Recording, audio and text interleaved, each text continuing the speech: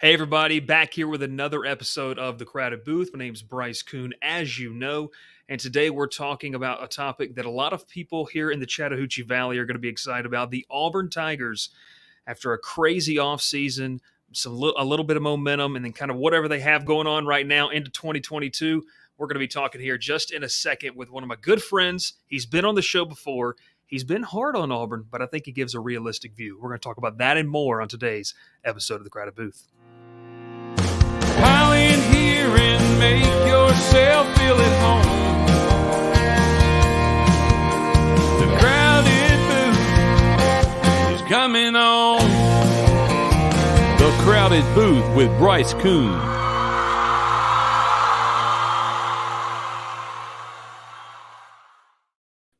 Well, we welcome you in, Zach McKinnell. Zach, how you doing? It's been a while. It has been a while since we had you on the show. Hey, man, I've been good. Just recently moved back down to Alabama, man. Been covering a little bit of FCS football, covering some Auburn football as well for On3, man. Been doing really well, though.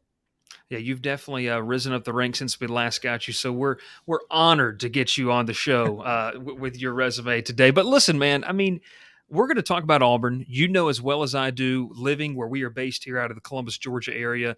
It's 30 minutes from Auburn. This is a college football hungry area, and they tend to lean towards the Auburn Tigers.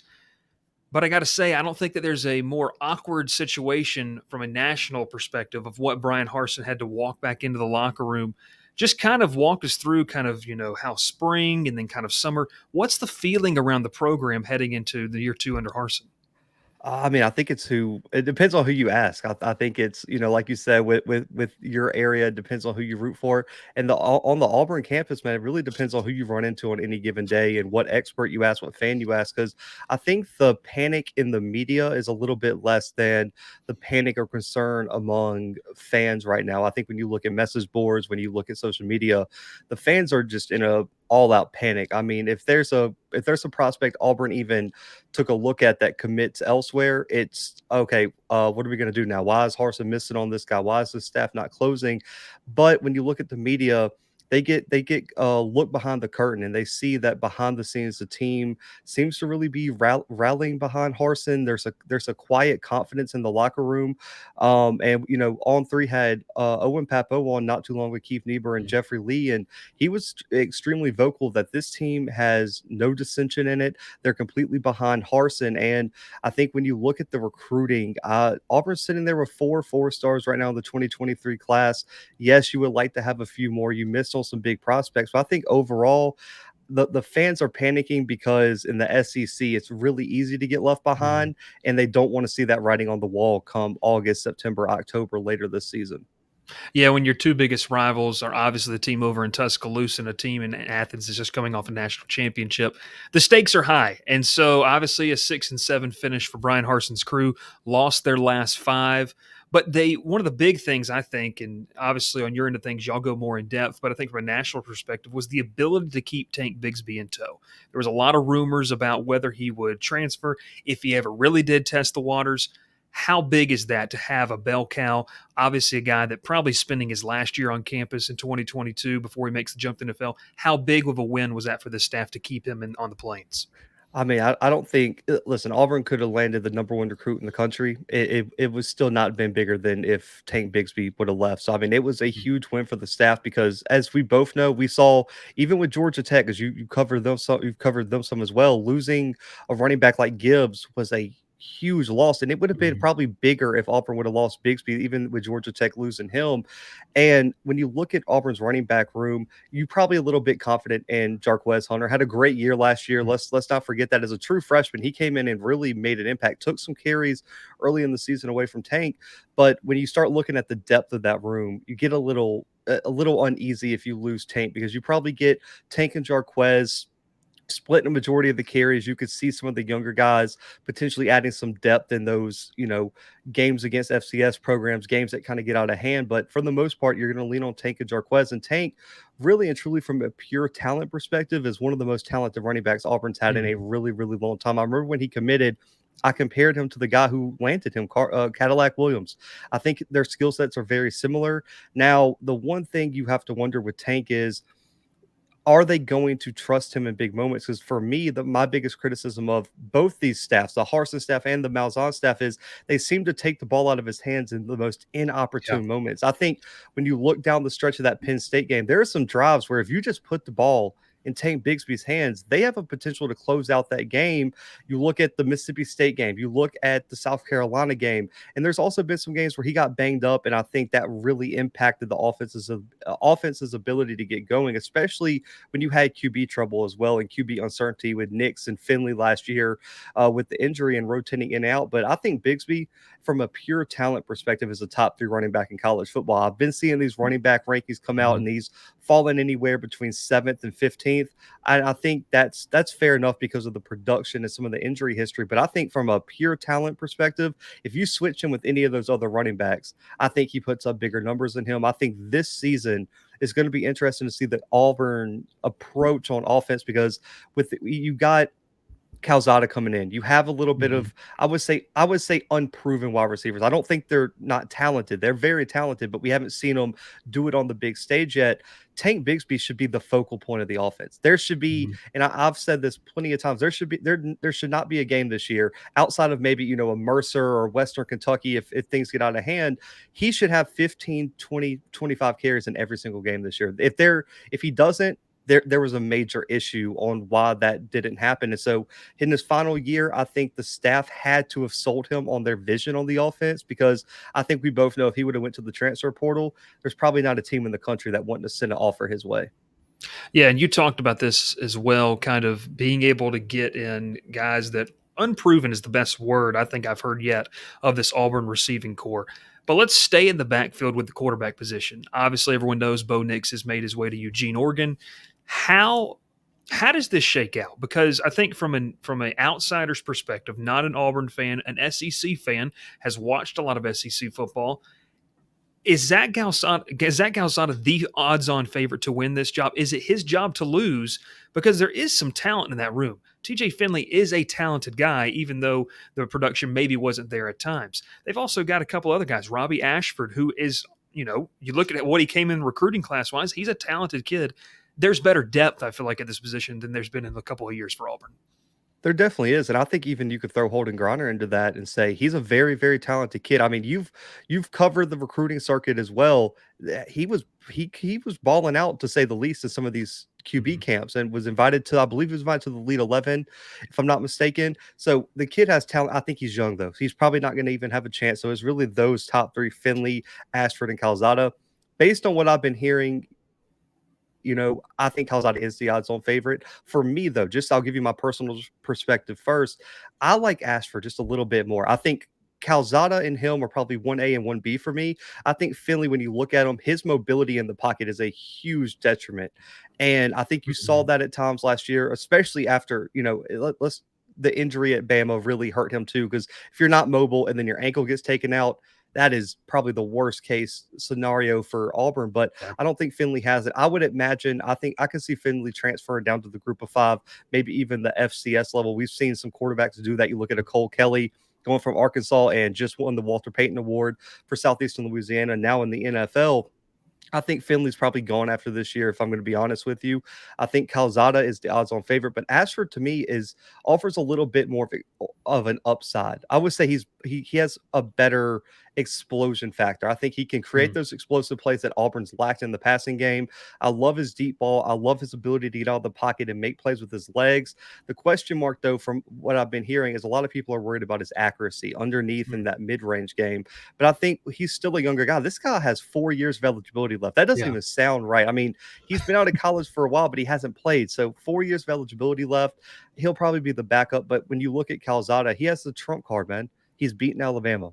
There you go. And in Auburn, Alabama, I'm telling you, if you offered some fans $1 million or say you can beat Alabama that year, they're taking the win over Alabama. And so uh, with that being said, Calzada's SEC experience and the fact that I think he offers some stability to the quarterback spot that Auburn hasn't had in a long time. When you look at Nix, he had his highs where it was Yeah. just off the wall, but he also had his lows. I think even some of his best moments have been overshadowed by the fact he wasn't very consistent. That Oregon game, his first game, he played atrocious for 3.5 quarters.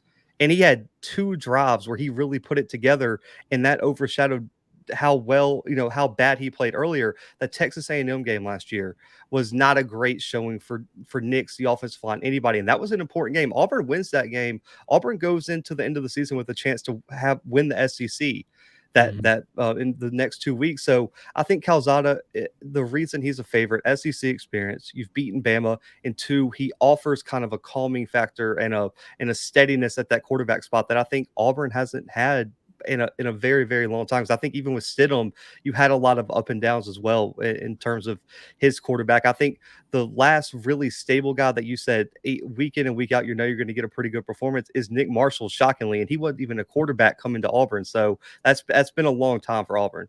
Yeah, I think getting consistency at that position, because like you said, there were times when you looked at Bo Nix and said, this is an all SEC type of player. And then there were other times where it was left you scratching your head. And so being able to have consistency. Let's stay offensively for the last question here that we're going to have in this little segment. Who else should we be looking at offensively? I mean, obviously, you talked about the unproven wide receivers, the offensive line. I mean, to me, Zach, they've got to be better. Like that is a must for them to have any success. Who else? What are a couple names we should be looking at outside of the Bigsby and the Calzanas and everyone else, kind of the stars? I've really liked Nick Brahms. I don't think he gets Mhm. enough credit on that offensive line for what he does. I think when you look at the blocking grades, you look at the leadership, you look at his NFL potential. I think Nick Brahms is extremely underrated and just kind of gets grouped into an offensive line that I don't think is bad. I think that's also a really bad perception across social media and some message boards and things like that. That the Auburn offensive line is atrocious. They're good. So like you look at that Ole Miss game, they bullied Yeah. Sam Williams and one of the top sack leading defensive lines last year. But then you even look at the Alabama defensive line. Up until the second half, they did a great job holding Mhm. off Will Anderson and some of those really talented Alabama defensive linemen. But Nick Brahms, for me, man, is a name that I'm really, really excited for. And just looking at the wide receiving core, there's so many names you can look at. I think a transfer that you should look out for is Coy Moore. Mm. Listen, when you're talking about upside, Coy Moore encompasses upside. I think he can bring that deep threat that Auburn's been lacking. I think his route running's there. I think his explosiveness is there. I really, really like Coy Moore. And I think that was a big pickup for Auburn. He had a lot of offers from a lot of different places. He had a chat with Justin Hokason not too long ago on the On3 site. He's feeling really confident about his decision. I think he's going to be a focal point of the offense. And I think when you look at what his skill set brings, I think he's going to bring a little bit of experience, a little bit of some talent and explosiveness that Auburn really hasn't had. When you look at our receiving cores these past few years, it was Seth Williams or bust. Yeah. Really and truly, Yeah. since he left, it was Bo Nix is looking for number 18, regardless of who's matched up on him, regardless of where he is, and that was our main option. Demetrius, I believe the transfer from Georgia, I'm blanking on his name right now. That was Demetrius just Robertson. Robertson. Yeah, he had his moments, but I don't feel like he was consistent enough. I think Coy Moore can bring that consistency that Auburn wide receiving core needs. So those are two names that I think Auburn fans in the country are probably going to know by the end of the season. I like that. I like that. Let's talk defense. Derek Mason's out. Jeff Schmedding is in. Listen, there's a lot of different ways we could go with this. I feel like that Auburn lost a little bit of their heart and soul with Zacoby McClain and Chandler Wooten. Those guys, it didn't matter to me if they were playing on one leg with a broken arm. They were going to be in the game. They were kind of the heart and soul of the defense. They lost some established players, but I think there's still a lot of key pieces. And Auburn, over the past couple of years, to me, their defense has kept them in some games. How does this defense look under Jeff Schmedding in 2022, in your opinion? For me, I think it starts with Owen Papo. He's going to be the Mhm. guy that everyone looks for. He's not that true Mike, kind of like a McLean was, but he's just as athletic, and I think overall has a higher upside. I think coming out of high school, you being focused in that Georgia area knows Yeah. what he brought to the table as a linebacker. I think he's going to play a big role. I think when you look at his career, I think a lot of people are surprised that he's back for another year. I think when we landed him, everyone said, "Oh, three and done." There's no Mm. way we get lucky enough. He had an injury that kind of led him back. I think he's on a mission. We got to talk to him at On3, motivated, focused. He's a leader now. He knows the mistakes he's made over the past few years. I think he's going to be the leader of the defense. The question mark I have is, what's the secondary going to look like? Roger McCreary is Yeah. one of the best, one of the most underrated corners Auburn has ever had. I really don't think everyone appreciated what we had with him until the end of last season, and it's really a Mhm. shame because he had a great career. Now Nehemiah Pritchett has a lot of potential. I think Pro Football Focus said he has the longest. He's the only defensive back to never allow a touchdown on him in college Wow. football right now. After Ahmad Gardner now is off to the Mhm. NFL from Cincinnati, but they tweeted some statistic like that. So he has a lot of potential.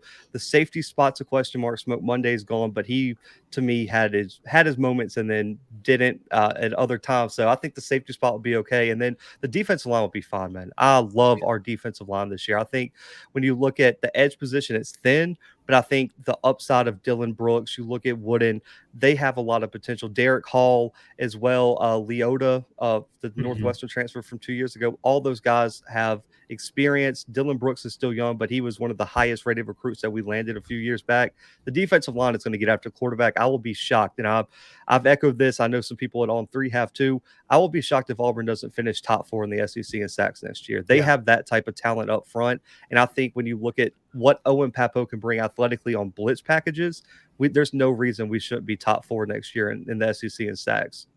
Yeah, and I think too when you see what Auburn has had over the past couple of seasons, the defense has been there. And it's kind of been if the defense didn't have a good day, then it might not be a good day for the Auburn Tigers. If the offense can have more consistency, if the defense plays up to par, I'm looking at the schedule right here in front of me. You start off with Mercer. I got a little skin in the game in that one. We're going to head over there. It's going to be a lot of fun. You take on San Jose State. Kind of like last year, you have two games where you can kind of work some of the things out. You get into a September 17th game where Penn State comes to town.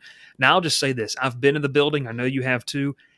One of, for me, a top three toughest place to play in the country is Jordan-Hare rocking, and that's going to be a 3:30 kickoff. I don't care what time it is. Auburn fans are going to be there. They're going to be loud.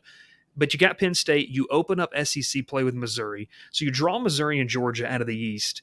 You have Western Kentucky as a non-conference there at the bottom. I mean, what does it take? What does success under Bryan Harsin in 2022 look like with this schedule, in your opinion? I don't want to pin you into putting a record on it, but I think there's varying levels of success. Is a success an 8-4 season? Does it have to be 11-1 or 10-2, or for some Auburn fans that live in Coleman, Alabama, does it have to be 15-0 and a national title? For you, what does success look like under Harsin this year?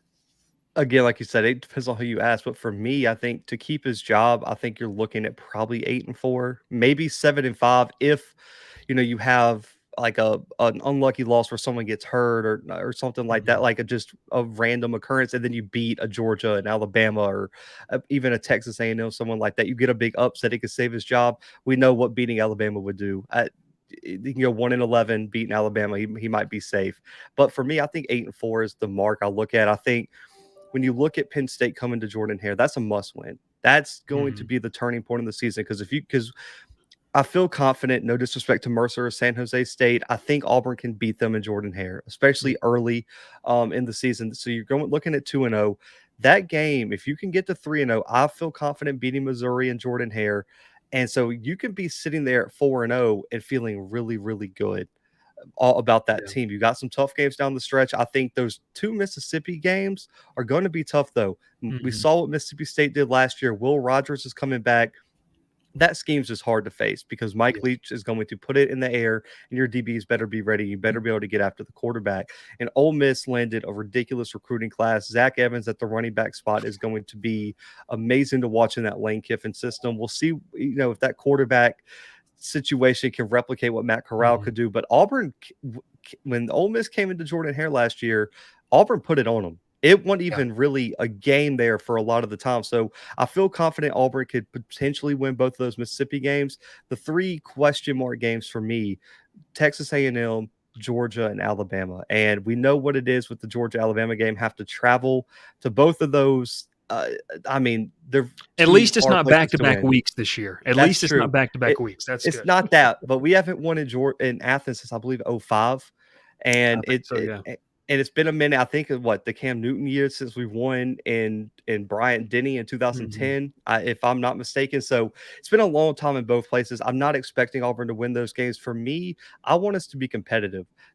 Listen, that Alabama loss for me as an Auburn guy stung because I thought we should have won that game. Mhm. But it was so refreshing to see us compete with Alabama after getting the doors blown off in the second half by Mississippi State, after choking on the road against South Carolina. I just want to see this team go and compete. If you can compete with Georgia, keep it within 10, compete with Alabama, keep it in within 10 to 14, I'm good with that. I think if you're sitting there at 8-4, you have two close losses to Alabama, Georgia, you look respectable in your losses against, let's say, A&M, Ole Miss, or someone like that. I'm good with that. I just the what Harsin can't have happen is what happened in like 2012, where the doors just fell off and you're getting Mhm. beat 42 to nothing, and you're getting beat 60. What was it? The A&M score like 63-9 and Ooh, it's things terrible. like that. You can't be blown out. You have to look respectable in your losses, and you have to win some games that are toss ups. And I think that's something Auburn didn't do last year. The South Carolina game, Yeah. that should have been a game Auburn won. Mississippi State, you had them on the ropes, and you come out and Will Rogers throws for 500 yards and as many touchdowns as he wanted that day. The Penn Mhm. State game was a toss-up game. You let get away with a questionable goal line call, getting away from what was working for you. So there were a lot of games last year I felt like they left on the board. And that Alabama game, of course, I thought we should have won that one as well. So you have a lot of games that were decided by a few drives. And I think both of us covering football for a while, those teams that lose close games go one of either two ways. Either they Yeah. just collapse the next year because they still don't know how to win close games, or it sets up a special season because they learn from their mistakes and they win those one possession games. And that's the next step for Harsin. So if I had to say 8-4 to 9-3, that would be great. I think 7-5 could save them depending on where the losses and the wins come in that schedule. I love what you said because I just got done watching the SEC Storage Special talking about Miracle on the Plains, and that was the exact attitude of that team. 2012, which you pointed out for Auburn, the wheels fell off. They lost a couple games they felt like they should have finished. 2013, I was in the building when they played Mississippi State, and they win it, and it starts off this miracle season. So I really like what you said right there because there is a fine line, and Auburn for me is one of those programs they toe that fine line every single year. It feels like. But when you look at this, when you get to October 1st, you could be 4-0, and that's a great thing. And I think a lot of fans, and I've talked with some people here and there, they're scared that when they get to October 1st, could they go 5-7? Could they only win one more game and that be Western Kentucky? Because I mean, look, you're hosting LSU. LSU, who knows what to think of LSU this year? I really don't know. You go to Georgia, at Ole Miss, and back-to-back weeks. That's tough. You get a bye week, Arkansas at Mississippi State. You talked about the difficulty with that scheme. A&M, Western Kentucky at Alabama. So I ask you this: we talked about what Auburn has to do. What does Bryan Harsin need to do? Is it a in-game management? Is it scheme? Is it having more direction of the program? Because I mean, he went through the ringer, no doubt about it, this offseason. I think it's still a little bit split. Some of the old Auburn brass is not a big fan, and some of the newer they like what Harsin and the no nonsense approach. For his like coaching way, what does he need to do to make sure this team has success? Is it a tighter grip? Is it what is that? What is that answer? I mean, when you look at the coaching staff changes, he went out and got some SEC guys year one. You had the Derek Mhm. Masons, you had a bunch of guys who have SEC experience. Now, when you look at the coordinator spots, this is Boise guys. It's Yeah. guys that have been on his staff for a long time. He has connection with. So I would imagine this year you're not going to see as tight of approach. I think he's putting all the money in the basket of these are the guys that I won with at Boise. And these are the guys I'm going to win with at Auburn. So I would imagine that you're not going to see a tight approach. I mean, the biggest thing for Harsin is game management, man. The South Carolina game, poorly managed. I don't know what happened. Second half Mhm. adjustments too. Mississippi State game, you're looking Penn State game.